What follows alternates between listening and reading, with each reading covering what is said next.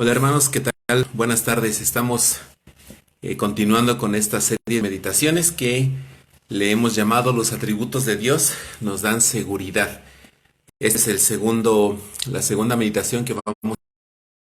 Como lo decíamos en el primer video, la intención es recordar lo que conocemos de los atributos de Dios por medio de la revelación de su palabra, y la intención no es tanto hacer un estudio exhaustivo de todos los o cómo entenderlo en el contexto de lo que estamos viviendo en estos días.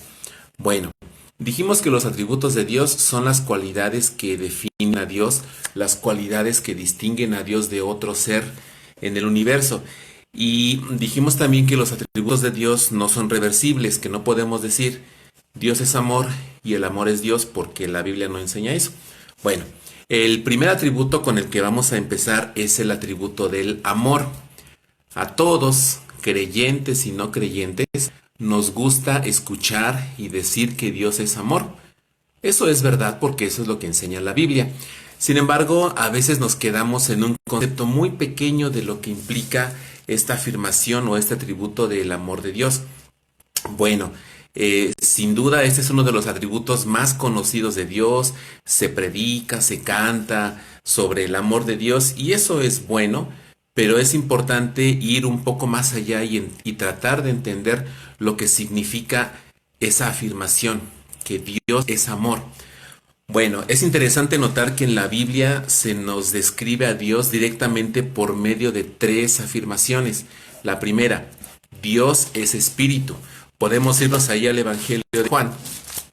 El Evangelio de Juan en el capítulo 4, el versículo 24, vamos a encontrar esta afirmación. Juan 4:24, dice ahí el Señor a la mujer samaritana, le dice, Dios es espíritu, y los que le adoran en espíritu y en verdad es necesario que adoren. Dios es espíritu. Segunda descripción de Dios también en Juan, pero eso lo encontramos en la primera carta de Juan, capítulo 1, versículo 5. Ahí el apóstol Juan nos hace otra afirmación, otra descripción de quién es Dios. Y dice el apóstol Juan, en primera de Juan 1:5, dice, este es el mensaje que hemos oído de él y os anunciamos. Dios es luz y no hay ningunas tinieblas en él. Dios es espíritu. 24, Dios es luz. Primera de Juan 1:5.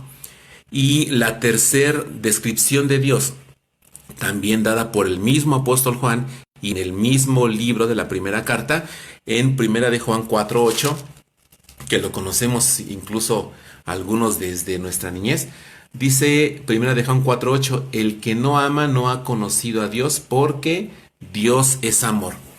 Es interesante, hermanos, que se a Dios de tres maneras, como espíritu, como luz y como amor. Vamos a enfocarnos en esta tercera descripción, que Dios es amor. Bueno, el decir que Dios es amor significa que Dios es la esencia del amor, que lo que hay en él es amor, que Dios ama a quien él quiere amar. Dios no está obligado a amar a nadie. Él decide a quién va a amar.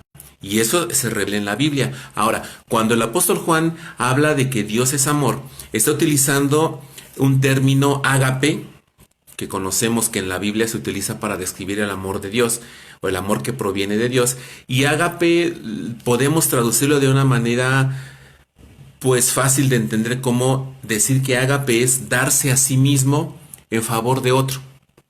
O también lo podemos entender como dar lo mejor que tenemos, dar el máximo bien a alguien a quien amamos. Ahora, esto lo podríamos entender, por ejemplo, en el caso de una madre con su hijo. Una mamá está dispuesta a dar todo lo que tiene por bien de su hijo. Bueno, esa sería una aproximación que podríamos entender. Sin embargo, el amor de una madre, el amor entre esposos, nunca va a llegar a compararse siquiera a la magnitud de lo que significa ágape. Bueno, entonces cuando el apóstol Juan dice que Dios es amor, utiliza una frase en el griego que si la tradujéramos literalmente diría Dios, amor, es. En el griego sí importa mucho el orden de las palabras. En nuestro español decimos Dios es amor. Pero en el griego, el hecho de que primero aparezca la palabra amor y después aparezca el término es porque la frase en griego está queriendo resaltar o darle más importancia a esa palabra amor. Entonces, cuando dice el apóstol Juan, Dios amor es, está diciendo que está enfatizando, está resaltando esa cualidad de Dios. Ahora, ¿cómo podemos encontrar esto?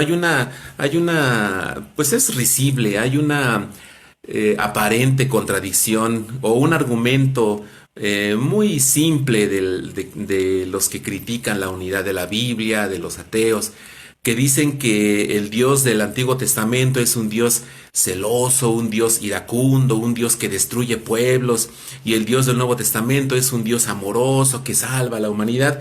Pero eso no es verdad. Dios es Dios y Él no cambia. Ese es otro de sus atributos. Dios es inmutable, Él no cambia. Entonces, si el apóstol Juan dice que Dios es amor en el Nuevo Testamento, es porque en el Antiguo Testamento también Dios es amor. ¿Dónde podemos encontrar esas evidencias del amor de Dios? Bueno, entre otras podemos ver rápidamente en Levítico 4, versículo 37. Si usted tiene por ahí su Biblia a la mano, busque o ya después lo podrá ver con más detalle. Pero vamos a ver algunos versículos del Antiguo Testamento, Deuteronomio 4, 37, que dice así: por cuanto Él, está hablando de Dios, aquí Moisés está hablando de Jehová, dice, por cuanto Él, o sea Dios, amó a tus padres, escogió a su descendencia después de ellos, y te sacó de Egipto con su presencia y con su gran poder. ¿Por qué Dios sacó a los israelitas de Egipto? Aquí lo dice, por el amor que Dios tenía a los padres de Israel, o sea, a Abraham, a Isaac y a Jacob. Vámonos también ahí en el mismo libro de Deuteronomio, capítulo 7, versículo 8, y dice ahí, Moisés dice, sino por cuanto Jehová os amó, está hablando a Israel otra vez, y quiso guardar su juramento que juró a vosotros, a vuestros padres, os ha sacado Jehová con mano poderosa y os ha rescatado de servidumbre de la mano de Faraón, rey de Egipto, otra vez. Y aquí vemos lo que decíamos al inicio, Dios decide a quién amar. No hay nadie que diga, ay Dios, yo soy bien especial y tienes que amarme. Eso no es verdad. En el versículo 7, Dios le dice esto a Israel, dice en Deuteronomio 7:7, no por ser vosotros más que todos los pueblos os ha querido Jehová. Es decir, ustedes israelitas no tenían nada por lo cual Dios quisiera amarlos. Dice, pero Jehová os ha querido y os ha escogido. Dios ama y Dios escoge a quien Él quiere. Dios decide amar y decide salvar al que quiere. Obviamente al que Dios quiere hacerlo. Y vamos a uno más, ahí también en Deuteronomio 10:15. Dice ahí Moisés en Deuteronomio 10:15, solamente de tus padres se agradó Jehová para amarlos, y escogió su descendencia después de ellos, a vosotros de entre todos los pueblos como en este día.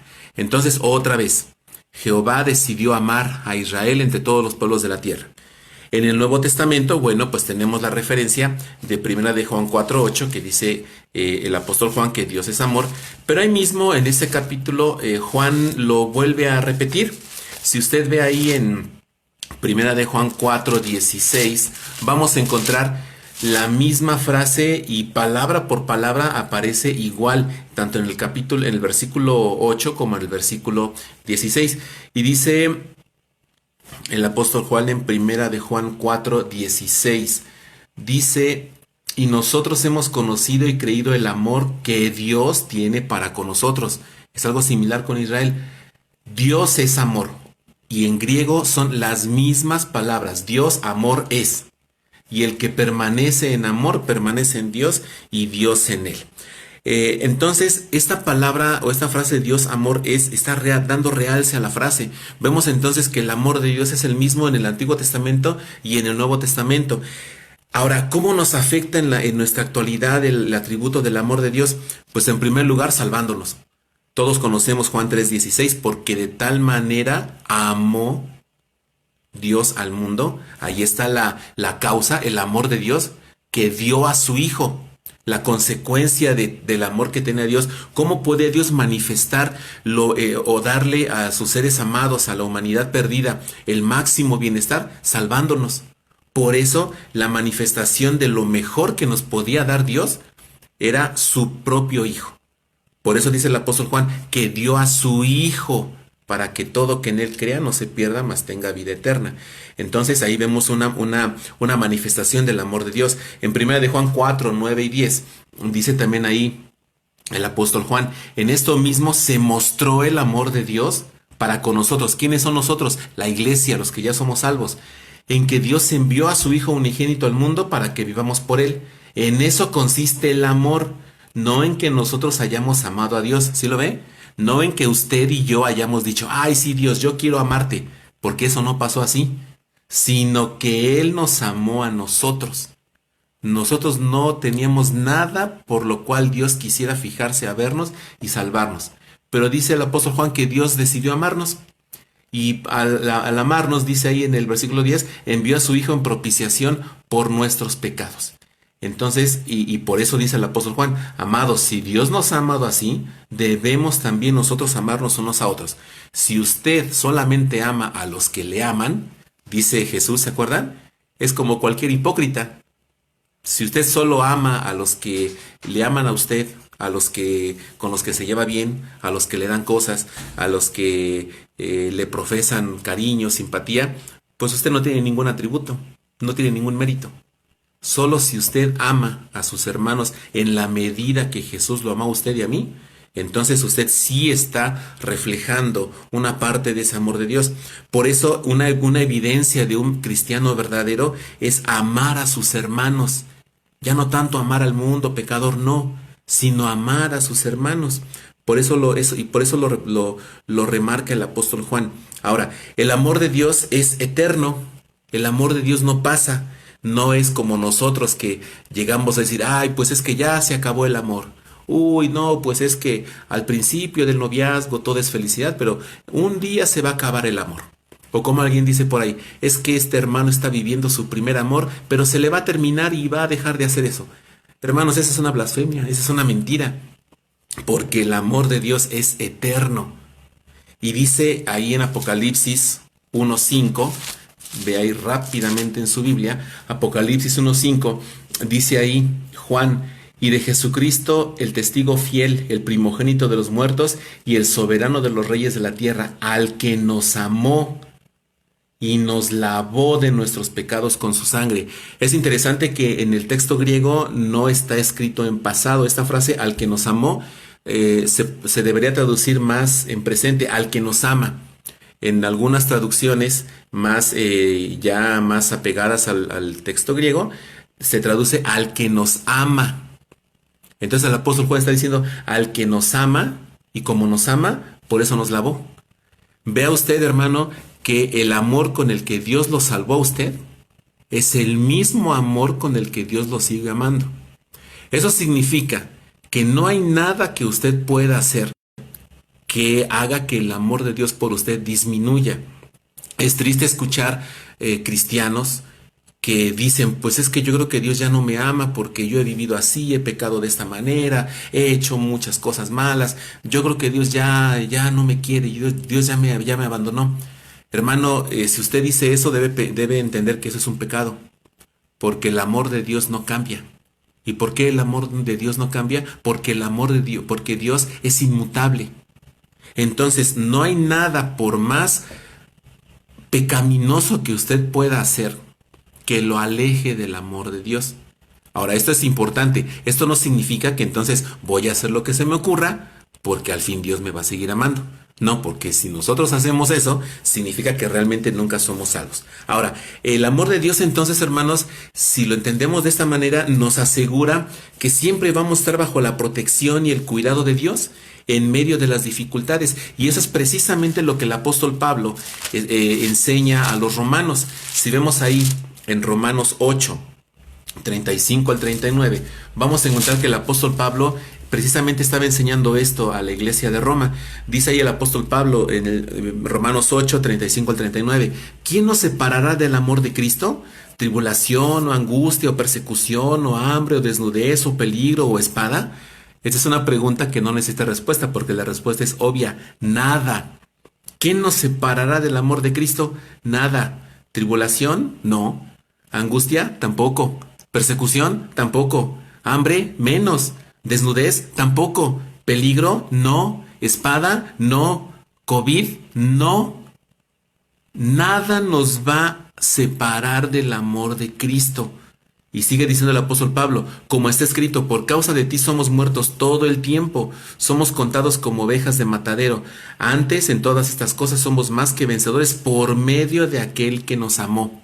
Si usted vence las tribulaciones, no es porque usted sea muy sabio, es porque Dios lo ama a usted. Por lo cual estoy seguro, dice el versículo 38, que ni la muerte, ni la vida, ni ángeles, ni principados, ni potestades, ni lo presente, ni lo porvenir, ni lo alto, ni lo profundo, ni ninguna otra cosa creada nos podrá separar del amor de Dios, que es en Cristo Jesús, Señor nuestro. El apóstol Pablo está diciendo dos cosas que nadie puede negar. ¿Qué nos separará del amor de Cristo? Nada.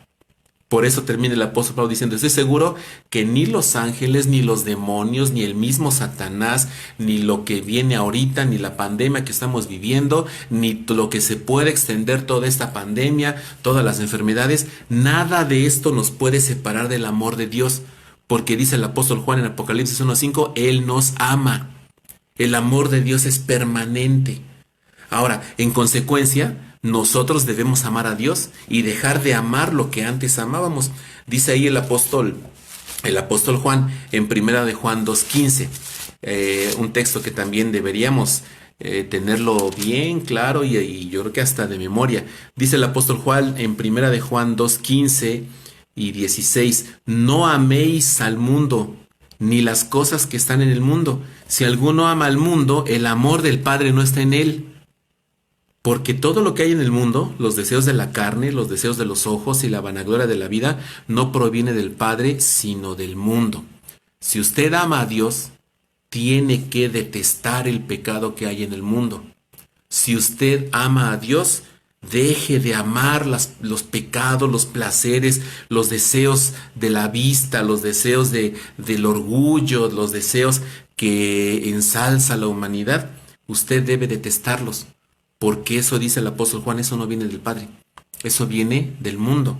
Y usted, usted es el objeto el depósito donde se vertió el amor de Dios, usted debe vivir como de una manera digna a como Dios lo amó a usted.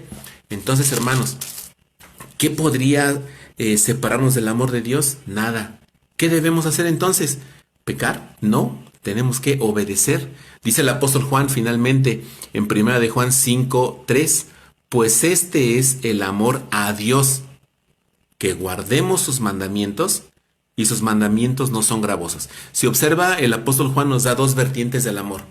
El amor es Dios, más bien Dios es amor. El amor proviene de Dios. La fuente del amor es Dios. Y el amor a Dios es que usted y yo obedezcamos a Dios, que guardemos sus mandamientos y que amemos a nuestros hermanos así como Él nos amó.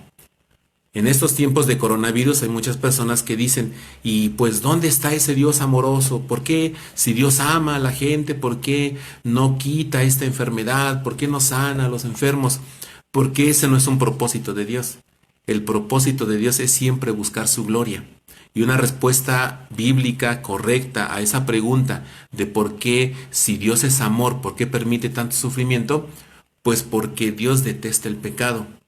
Y dice el apóstol Pablo, que por culpa del pecado de la humanidad, la misma creación sufre.